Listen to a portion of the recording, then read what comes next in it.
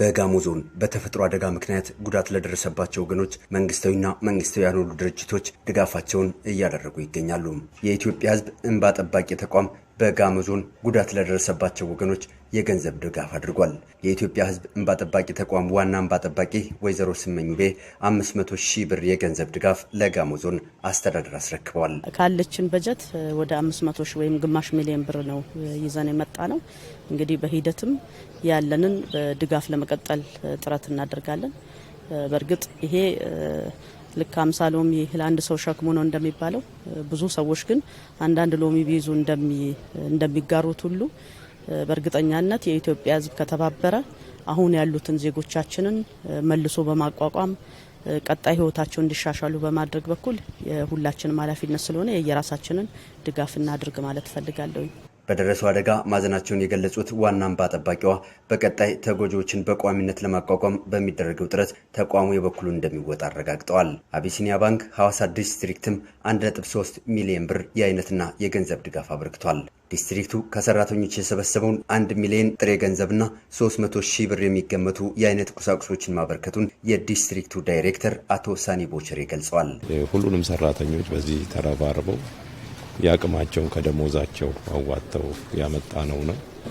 እንግዲህ ከ500 እስከ 20,000 ብር ነው ያዋጡት በግለሰብ ደረጃ ማለት ነው። ይሄ ከደሞዛቸው ነው ያዋጡት። አጠቃላይ እንግዲህ ወደ 1.3 ሚሊዮን ነው ያመጣ ነው።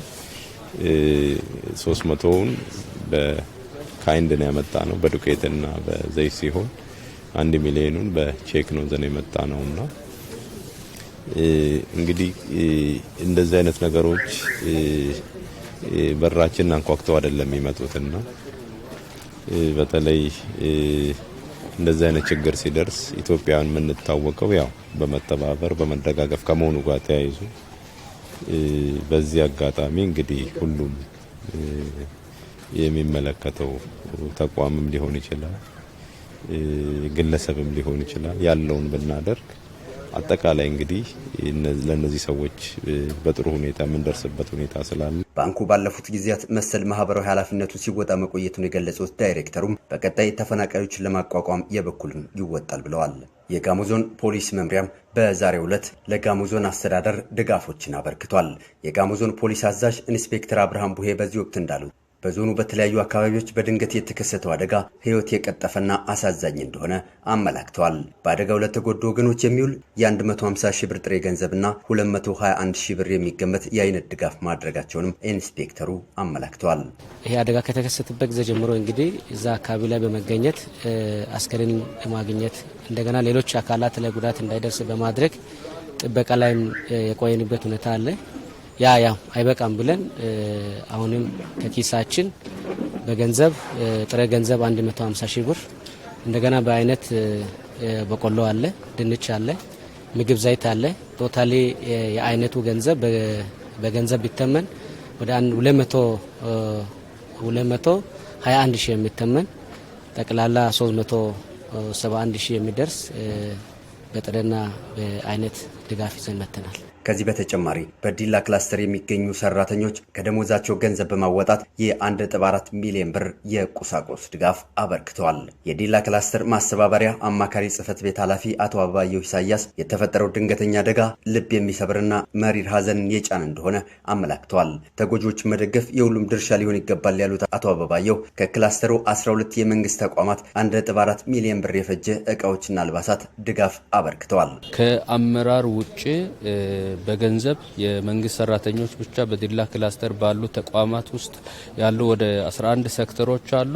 እነኚህ ሴክተሮች ሰራተኞች ከደሞዛቸው 912,000 ገንዘብ አዋጥቶ በዛ ገንዘብ ለተጎዱ ወገኖች እህል ገዝተን ማቅረብ አለብን ብለን እህል ገዝተን መተናል። ለወንዶች ለሴቶችና ለህፃናት የሚሆን ልብሶችን ጫማዎችን ደግሞ ወደ 500,000 አካባቢ የሚጠጋ ይዘን መተናል። አጠቃላይ ወደ 1.4 ሚሊዮን አካባቢ የሚጠጋ ድጋፍ ነው ለመጀመሪያ ጊዜ ይዘን መጣ ነው። የጋሞ ዞን የመንግስት ዋና ተጠሪ አቶ ገዛኸኝ ጋሞ በዚህ ወቅት እንዳሉት ድጋፎች ከተቋማትና ከግለሰቦች እንዲሁም መንግስታዊ ካልሆኑ ድርጅቶች አሁንም ተጠናክረው መቀጠላቸውን ገልጸው በዚህ ድጋፍ ለተሳተፉ አካላትም ምስጋናቸውን አቅርበዋል። ብዙ ህብረተሰብ ክፍል እየተሳተፈ ይገኛል። የሃይማኖት ተቋማት እየተሳተፉ ይገኛሉ። በግለሰብ ደረጃ እየተሳተፉ ይገኛሉ።